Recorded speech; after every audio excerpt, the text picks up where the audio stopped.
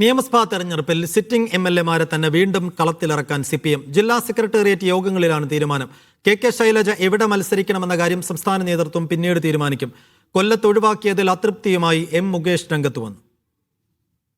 നിയമസഭാ തെരഞ്ഞെടുപ്പിലെ സ്ഥാനാർത്ഥി ആലോചനകൾക്കായുള്ള സിപിഎം ജില്ലാ സെക്രട്ടേറിയറ്റ് യോഗങ്ങൾ നാളെയാണ് പൂർത്തിയാവുക.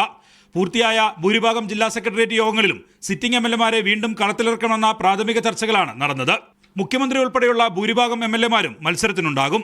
2 ടേം നിബന്ധന പൂർണ്ണമായും ഒഴിവാക്കില്ലെങ്കിലും കർശനമാക്കേണ്ടെന്ന തീരുമാനം സംസ്ഥാന നേതൃത്വം ജില്ലാ കമ്മിറ്റികളെ അറിയിച്ചു. മട്ടന്നൂർ മണ്ഡലത്തിൽ കെ ശൈലജയ്ക്ക് സീറ്റുണ്ടാകില്ലെന്നാണ് സൂചന. പകരം ഡിവൈഎഫ്ഐ സംസ്ഥാന സെക്രട്ടറി വി സനോജിന്റെ പേരിനാണ് പരിഗണന. കെ ശൈലജ എവിടെ മത്സരിക്കണമെന്ന കാര്യം സംസ്ഥാന നേതൃത്വം തീരുമാനിക്കും. തലശ്ശേരിയിൽ സ്പീക്കർ എം ഷംഷീറിനെ മാറ്റാനാണ് ആലോചന. പകരം കാരായി രാജന്റെ പേരാണ് പാർട്ടി ജില്ലാ നേതൃത്വം മുന്നോട്ട് വെച്ചത്. സംസ്ഥാന സെക്രട്ടറി എം വി ഗോവിന്ദന്റെ മണ്ഡലമായ തളിപ്പറമ്പിൽ ഭാര്യ പി ശ്യാമളയെയാണ് പരിഗണിക്കുന്നത്. എം വി ദികേഷ് കുമാറിന് സീറ്റ് നൽകുമെന്നായിരുന്നു പ്രതീക്ഷിച്ചിരുന്നത്. ശ്യാമള അല്ലെങ്കിൽ ജില്ലാ സെക്രട്ടേറിയറ്റ് അംഗം എൻ സുഗന്ധിയെ പരിഗണിക്കും. രക്തസാക്ഷി ഫണ്ട് വിവാദത്തിൽപ്പെട്ട ടി മധുസൂദനൻ പയ്യന്നൂരിൽ വീണ്ടും മത്സരിക്കും. കൊല്ലത്ത് എം മുകേഷിന് പകരം എസ് ജയമോഹന്റെ പേരാണ് ജില്ലാ സെക്രട്ടേറിയറ്റ് യോഗം നിർദ്ദേശിച്ചത്. ഒരിക്കലും ഒരാഗ്രഹവും പ്രകടിപ്പിച്ചില്ല. ആ പരിപാടിയൊക്കെ അങ്ങ് നിർത്തിവെച്ചേര്.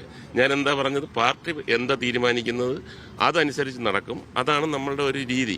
ഞാൻ സിനിമയിൽ ഒരു ചാൻസ് ഞാൻ ചോദിച്ചിട്ടില്ല, രാഷ്ട്രീയത്തിലൊരു ചാൻസ് ഞാൻ ചോദിച്ചിട്ടില്ല. എല്ലാം വ്യക്തമായിട്ട് പറഞ്ഞാണ്.